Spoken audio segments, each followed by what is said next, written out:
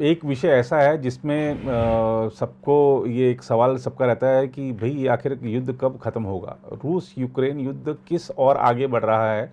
एक खबर आई अभी कि पुतिन को मारने का प्रयास हुआ, अब यूक्रेन को डर है कि कहीं तगड़ा पलटवार ना हो जाए। इस बीच एक खबर यह भी है कि यूक्रेन के कब्जाए क्षेत्रों में रूसी सेना परेशान होने लगी क्योंकि वहाँ बुनियादी सुविधाओं की कमी है। क्या लगता है आपको? और क्योंकि आर्म्स तो लगातार पहुँच रहे हैं यूक्रेन के पास। नीरज जी, 437 दिन हो गए, आज 437वां दिन है इस युद्ध का जी। और मैंने आपको पहले भी यही बोला था जी। अमेरिका आज तक 111 जगहों पर इन्वॉल्व हुआ है जी, छोटे मोटे सब मिला करके जी। और जो जिनमें मिलिटरली इन्वॉल्व हुआ है वो कभी कहीं भी 2 साल से कम पर खत्म ही नहीं हुए हैं जी।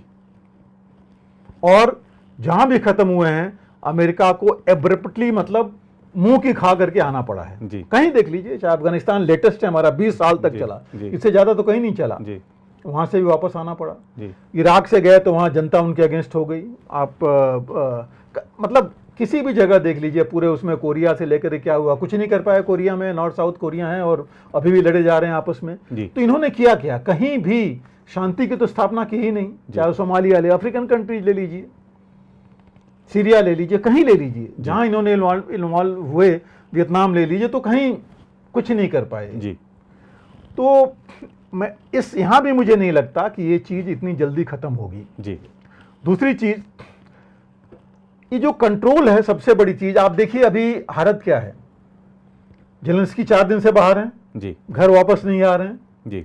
उनको अपनी जान की फिक्र पड़ी है, यूक्रेन के बारे में कुछ नहीं है जी। क्योंकि मैं किसी और चैनल में यही बोल रहा था, क्योंकि कंट्रोल उनका है ही नहीं है जी। पूरे जो युद्ध पर कंट्रोल तो अमेरिका और नाटो का है जी, और नाटो भी मैं कहूं तो अमेरिका का ही ज्यादा है जी। तो उसके कंट्रोल में जब चला गया है तो नेचुरली ये जेलेंस्की कुछ कर सकते नहीं जी। जो उनको बताया जा रहा है वो बोल रहे हैं जी। अभी आप देखिए उनका वो कल 2 कंट्री 3 में तो हो चुके, अब वो कह रहे हैं कि हेलसिंकी, मतलब वहां जाके 3 कंट्री से पता नहीं कितनी मदद उनको मिल जाएगी जी। जब तक अभी तक किसी ने कुछ नहीं बोला है क्या क्या दे रहे हैं जी। जो चीजें उनके पास आई उनका इस्तेमाल वो कर रहे हैं जी। लेकिन हुआ क्या है, जो आप अभी बता रहे थे कि पुतिन के ऊपर, क्रेमलिन के ऊपर, हालांकि पुतिन के ऊपर ये पहला इनका नहीं है जी। मई 2022 में एक ड्रोन से अटैक हुआ था जिसमें बच गए थे जी। उसके बाद अगर आप देखें तो मेरे ख्याल से जून या जुलाई में इनके जो बहुत क्लोज फ्रेंड थे, दुगानी या कुछ नाम था उनका, अटैक हुआ था उनके ऊपर अटैक हुआ था। और जिस गाड़ी में वो चलने वाले थे उस गाड़ी में उनकी बेटी बैठ गई, उसमें ब्लास्ट हुआ, उनकी बेटी की डेथ हो गई। दूसरी गाड़ी में आए तो ये बच गए थे जी। और उसके बाद सितंबर में भी पुतिन की गाड़ी में बाएं वाला जो टायर था उनकी गाड़ी का वो ब्लास्ट हुआ था जी। जब वो जा रहे थे, उनकी जो एस्कॉर्ट व्हीकल थी आगे वाले के सामने एक एम्बुलेंस शायद आ गई थी और पीछे की गाड़ी कहीं स्टे हुई थी। तो ये सब पहले भी हुआ है और हुआ था, और 1-2 लोग मारे भी गए हैं वहां पर मॉस्को में। तो ये था कि ये हो रहा है। तो ये जो चीज हुई है पुतिन के मारने के लिए, कहां से हुई है, सबके ऊपर हो जा रहा है। रूस तो बड़ा क्लियरली बोल रहा है कि अमेरिका ने किया है जी। जेलेंस्की ने, नेचुरली मदद तो उनकी हुई है। अमेरिका ने कहा कि हमारा कोई हाथ नहीं है, जेलेंस्की का हाथ नहीं है, तो खुद वो कह रहे हैं कि बीच के कुछ का होगा, तो बीच के मॉस्को और रशिया वाले भी करें तो कुछ ना कुछ तो मदद बाहर से ही मिलेगी जी, उनके थ्रू होगा। और मैं आपको एक और याद दिलाऊं कि जब नॉर्डिक में ब्लास्ट हुआ था पाइपलाइन में, ये कहा गया था कि रूस ने खुद कराया है जी। और बाद में देखिए कि आने लगी, और ये जो रिप्यूटेड वहाँ जर्नलिस्ट हर्ष जी शेमर, उन्होंने ही वो किया था कि लिखा था अपने लेख में कि ये पूरा काम अमेरिका ने कराया है जी। तो ये सब चीजें बाद में आ रही हैं। तो मतलब कोई चीज बिना अमेरिका या नाटो के मदद के तो यूक्रेन कर ही नहीं सकता या उनके गो अहेड देने से जी। दूसरी चीज अभी तक ये था कि नाटो और अमेरिका पूरा वो कर रहे थे कि रूस के अंदर युद्ध नहीं जाए, जिससे कि इनको इफेक्ट नहीं हो जी। क्योंकि आप कुछ भी कहिए, कितना ताकतवर माना जाए अमेरिका को, लेकिन लोग उनके डरपोक हैं जी। एक आप डर दिखाइएगा अगर न्यूक्लियर मिसाइल का जी, तो वो डरे रहेंगे, वो कहेंगे कि नहीं। और आप देखिए वहाँ आप ओपिनियन डिवाइडेड है आज की डेट में, रिपब्लिकन्स और डेमोक्रेट्स, इन्हीं का ओपिनियन डिवाइडेड है जी। रिपब्लिकन्स खुद कह रहे हैं कि क्यों हम इतना पैसे वेस्ट कर रहे हैं जी। और एक मैं रिपोर्ट पढ़ रहा था जिसमें था कि आज तक तकरीबन 120 बिलियन डॉलर की मदद दी जा चुकी है यूक्रेन को, हर एक चीज में जी। इसमें रक्षा के अलावा हर चीज मिला करके जी। और 120 बिलियन डॉलर तो रूस का डिफेंस बजट भी नहीं है जी। तो ये कहाँ गया सब। और आज की डेट में देखें आप, यूक्रेन तो पूरा तहस नहस हो गया है जी। है क्या, बचा क्या है जी। 4 करोड़ में से यूएन कहता है कि तकरीबन 1 करोड़ लोग तो बाहर रिफ्यूजी चले गए हैं जी। और मैक्सिमम औरतें और बच्चे गई हैं जी। क्योंकि यूक्रेन ने मना कर दिया था कि 18 साल के ऊपर और 60 साल के नीचे के लोग बाहर नहीं जाएंगे क्योंकि उनकी जरूरत है देश में लड़ने के लिए, उसके लिए जी। उनका एक्सप्लॉयटेशन हो रहा है जी। बुरी तरह, किसी को नहीं पता क्या है जी। दूसरी चीज, जितने हथियार आए हैं इस्तेमाल उनका इन्होंने किया कहां पर, रूस के ठिकानों पर जो कि इनके अंदर हैं जी। यूक्रेन के अंदर ही है ना जो रूस ने लिए हुए हैं जी। तो बर्बादी हो कहां रही है जी। और उसके बाद जो ये ड्रोन अटैक हुआ है ये तो मतलब पुतिन एक तरह से तिलमिला गए हैं जी। कि उन्होंने, आपने सुना कि पूरी चीज हो गई है कि जेलेंस्की को खत्म करना है जी। बहुत ज्यादा रिटेलिएशन करना है जी। और इस इनके तिलमिलाने से पूरे कई देश डर गए हैं जी। कि हमारे ऊपर क्या इफेक्ट पड़ेगा इसका, जी। कि अगर हम मदद दें या कुछ और करें कि हमारे ऊपर। और सब न्यूक्लियर वाली चीज आप सबको पता है कि एक न्यूक्लियर आए उसके बाद आप कितना भी डिस्ट्रॉय किसी को करते रहें, आपके ऊपर एक आ गया तो वो भाई बहुत काफी है जी। तो ये चीज आए या नहीं आए, मैं तो यही कहूंगा कि नहीं आए तो अच्छा है जी। कि ये चीज नहीं होनी चाहिए। लेकिन न्यूक्लियर फोर्सेस को इन्होंने अपना ऑलरेडी रूस ने अलर्ट कर दिया है जी। ऑलरेडी। ये भी कहा जा रहा है कि ब्लैक सी में डिप्लॉयमेंट भी कर दिया अपने वेसल्स को जहाँ से कि इनको फायर किया जा सकता है। बेलारूस में ऑलरेडी डिप्लॉय कर रखा है उन्होंने जी। वहाँ पर, और अंदर तो इनके है ही है। तो अगर इतना हो जाएगा इसका मतलब कि चीज़ अब बढ़ रही है जी।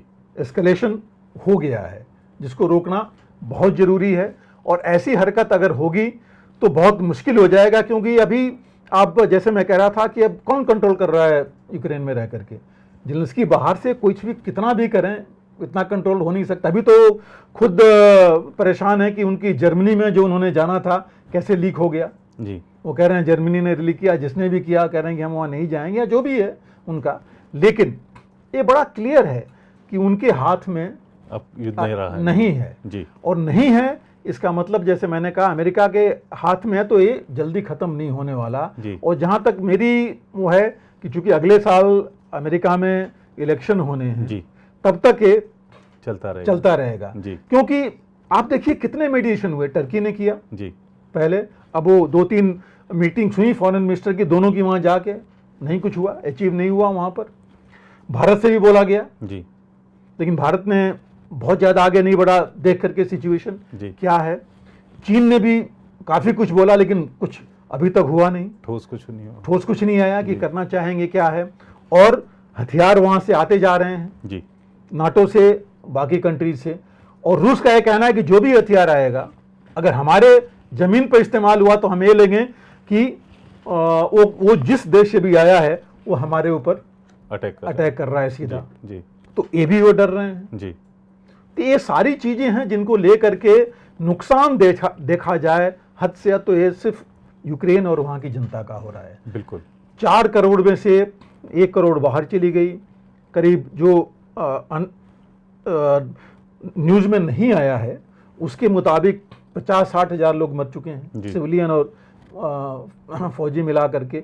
50-60 हजार तो कहा जा रहा है जो उसमें है, लेकिन वो लाखों में ही वो होगा जी। और इन इलाकों में सब कुछ तो बर्बाद हो चुका है जी। अब देखिए पहले क्या था, इंफ्रास्ट्रक्चर पर ज्यादा जोर था डिस्ट्रॉय करने का रूस का जी। अब पिछले कुछ दिनों में वो बदल करके वो आ गया है ऑयल, मतलब जो रिजर्व्स हैं, ऑयल डिपोज, एम्युनिशन, हेडक्वार्टर्स, उनके ऊपर आ गया है जी।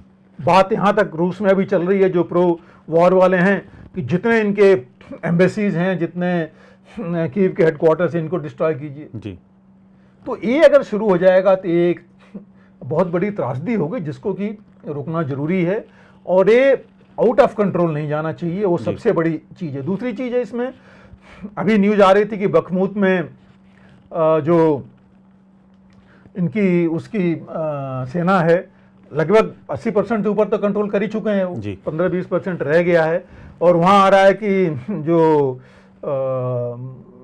अम्युनिशन की कमी दिखा रहा है, वो क्या नाम है इनका, जो रूस के साथ जो मतलब एक मेरे हिसाब से एक नैरेटिव बनाई जा रही है जी कि ये अम्युनिशन की कमी दिखा के बोला जाए कि कम है और यूक्रेन आगे आए और उनको जो है घेर करके खत्म किया जाए। ये नैरेटिव्स अपनी हर जगह बन रही हैं। और ड्रोन्स, कमजोरी इनकी मैं मानूंगा कि एक ड्रोन कैसे पहुंच गया क्रेमलिन तक, जबकि यूक्रेन से क्रेमलिन 862 किलोमीटर की दूरी पर है। इतनी दूरी ये चीज पहुंच जाना ये समझ में नहीं आता। हालांकि ड्रोन ऐसी चीज है कि आप छोटे ड्रोन को आप लेके असेंबल कर सकते हैं। ये जो ड्रोन वहां गया था उसमें एक्सप्लोजिव नहीं था, खाली बाकी चीजें थी, एक्सप्लोजिव नहीं था। कितना ज्यादा जो डिटेक्ट होता कुछ होता, तो ये छोटा ड्रोन था, आप असेंबल करके भी आप कर सकते हैं। बट वेरी फैक्ट कि इतना हाई सिक्योरिटी जोन है क्रेमलिन, सबसे ज्यादा सिक्योर है, इतने एयर डिफेंस मेजर्स उन्होंने लिए हैं वहां पर, और फिर भी ये हो जाए। जबकि और वहां पर ड्रोन उड़ाना ऑलरेडी बंद था, मना था। हालांकि पहले किसी टाइम में 200-250 ड्रोन्स नॉर्मल वहां घूमते रहते थे मॉस्को में, लेकिन ये हो जाना भी एक बहुत बड़ी कमजोरी है उनके अंदर। जैसे चीन ने इतना बड़ा ड्रोन भेज करके वो कर लिया था कि नहीं हम तो पहुंच सकते हैं वहां तक, मिसाइल साइट तक। हो सकता है एक ये भी है कि हम यहाँ तक कैसे पहुंच सकते हैं, ये भी चीज देखी गई हो। और इन्होंने खैर दोबारा लिया ही है, अपना सिक्योरिटी मेजर्स लिया है। तीसरी चीज है कि अभी 9 को इनका विक्ट्री डे परेड मनाते हैं रशिया, उसके ऊपर भी हो सकता है असर डालने वाली बात हो रही है। और तीसरी बात जो आपने कही कि जो रूसी फौजें जा रही हैं इन इलाकों में और उनको बुनियादी सुविधाओं की कमी हो, तो होनी है, क्योंकि इंफ्रास्ट्रक्चर पूरा डिस्ट्रॉय हो चुका है। आप बखमूत लीजिए, 70,000 की पॉपुलेशन थी लड़ाई से पहले, आज वहां मुश्किल से 3-4 हजार लोग बचे हैं। तो बुनियादी सुविधाएं तो सारी वहां है नहीं और मिल भी नहीं रही हैं। दूसरी चीज, सप्लाई लाइंस जो है में सबसे ज्यादा कमजोर साबित हुआ है रूस, right from day one. Kyiv के नजदीक 60 किलोमीटर दूर नजदीक ले जाकर के फौज वापस आना पड़ा, याद है आपको पिछले साल। इसी वजह से कि इनकी लॉजिस्टिक्स में बहुत बड़ी कमी है। और मुख्य चीज ये है कि उनकी लॉजिस्टिक्स जो है रेल बेस्ड है। उनकी एक बटालियंस भी हैं जो रेलवे लाइन साथ में बनाती जाती हैं और रेल बेस्ड ही चलती है सबसे ज्यादा। गाड़ियां उनके पास इतनी नहीं हुए हैं जैसे हमारी व्हीकल बेस्ड हैं। मुख्य कई जगहों पर हम इंडिपेंडेंट हैं कि हाँ अपना कुछ दिनों के लिए हम अपना चला सकते हैं, गाड़ियों से ही चलेंगे, मैन पावर से एरियल लेकर के चल सकते हैं। उनका जो है इतना ज़्यादा इफेक्टिव लॉजिस्टिक्स नहीं थी, ये बहुत बड़ी कमजोरी उनकी थी। तो वो चीज़ कमी थी। दूसरी कमी कि जहाँ जहाँ ये गए वहाँ इन्होंने सिक्योर नहीं किया जगह, तो सोचते गए कि ये तो हमारा हो गया, आगे निकल जाएंगे। तो ये भी कमी थी जो सुधार रहे हो अपना, बाद में पीछे हट करके उन्होंने डिफेंसेस बनाई, इसीलिए अब उनके अंदर कोई आ नहीं पा रहा है। लेकिन 3 जगह इन्होंने पूरे अटैक ज्यादा किए, खेरसोन, खार्किव, ओडिशा। और ये बहुत इंपॉर्टेंट शहर है, जहां ओडिशा पर अगर रूस पहुंच गया तो आप सोचिए यूक्रेन पूरा ही कट जाएगा, क्योंकि वही एक पोर्ट बचा हुआ है जहां से कि इनकी सारी अभी ग्रेन एक्सपोर्ट सारी चीजें हो रही हैं। वो पोर्ट अगर गया तो इसको कुछ मिलेगा ही नहीं यूक्रेन को, जिसे लैंडलॉक्ड कंट्री कहते हैं, वो हो जाएगा। तो वो उसके लिए अभी भी जरूरी है। इसकी बात भी चल रही थी, इनकी मीटिंग हुई थी, लेकिन कोई फायदा नहीं निकला ग्रेन एक्सपोर्ट्स वाला। और जहां खार्किव है, खार्किव बहुत बड़ा इंडस्ट्रियल एरिया है, military industrial area, defence industrial area है। इनके डिफेंस एस्टेब्लिशमेंट्स बहुत ज्यादा हैं यूक्रेन के। वहां पर T-90 से लेकर के टैंक्स प्लस एयरक्राफ्ट के कई चीजें वहां पर बनती हैं। आपको पता है कि ये पाकिस्तान से न्यूज़ आ रही थी कि ये शेल 155 मिलीमीटर के जा रहे थे वहाँ यूक्रेन में, अमेरिकन फ्लैग लगा करके उस शिप पर, और उसके बदले में उनको जो मी सीरीज के हेलीकॉप्टर हैं उसके स्पेयर पार्ट्स देने का वादा किया था यूक्रेन ने कि पाकिस्तान को हम देंगे। तो ये भी चीज़ें चल रही थी। तो मैं कह रहा हूँ industrial hub, military industrial hub बहुत है खार्किव का, और वहाँ पर और वो चीज़ें अगर कब्जा हो गई तो फिर यूक्रेन का जो है बहुत बड़ा नुकसान हो जाएगा। तो इसलिए यहाँ पर ये इम्पोर्टेंट है। बाखमुत हम जानते ही हैं कि बाखमुत को क्रीमिया के लिए कितना इम्पोर्टेंट है। तो ये है, और अब जो है मुझे लग रहा है कि रशिया अगर कुछ रख के बैठा है तो ऑल आउट जाएगा जी इस अपने, और ज़्यादा डैमेज डालेगा वहाँ। लेकिन मैं दोबारा ये कहूँगा कि कंट्रोल करना बहुत ज़रूरी है कि ये यूक्रेन से बाहर नहीं जाए। ये युद्ध अगर बाहर गया तो ये बहुत बड़ी तबाही दुनिया के लिए होगी। जी बिल्कुल, निश्चित रूप से ये जो दो देशों के बीच का युद्ध है ये विश्व युद्ध में ना तब्दील हो, इसके लिए पूरी दुनिया भी दुआ कर रही है। और आज ने बड़ी विस्तार से रूस यूक्रेन युद्ध का जो वर्तमान परिदृश्य है उस पर हमारे पाठकों दर्शकों के समक्ष जानकारी उनको प्रदान करी। और ख़ास तौर पर एससीओ समिट को लेकर आपका जो अपना एक विश्लेषण है वो भी आपने इस कार्यक्रम में रखा। एनएसए अजीत डोभाल की ईरान यात्रा का रणनीतिक महत्व आपने समझाया, और ख़ास तौर पे जम्मू कश्मीर में क्यों आतंकवादी इस समय सर उठा रहे हैं, क्या रणनीति है उनकी, और भारत को किस तरीके से पाकिस्तान को एक बार फिर से जवाब देना चाहिए, आपने इसकी ज़रूरत भी रेखांकित की इस कार्यक्रम में। और हमारा जो पड़ोसी देश है मालदीव, उसके साथ चीन के संबंधों को देखते हुए भारत क्या कर रहा है ये भी आपने विस्तार से बताया। मुझे लगता है कि हमारे जो दर्शक हैं उनके कई सारे प्रश्नों के आज जवाब मिले होंगे। सर, इस कार्यक्रम से आप जुड़े, आपका बहुत बहुत धन्यवाद। और फिलहाल इस कार्यक्रम में इतना ही। बाकी देश दुनिया की खबरों के लिए बने रहें आप प्रभा साक्षी के साथ। अगर आप भी लेना चाहते हैं देश दुनिया की तमाम जानकारी तो आज ही सब्सक्राइब करें हमारे चैनल को। साथ ही नीचे दिए बेल आइकन को जरूर दबाएं ताकि हर अपडेट आप तक पहुंच सके।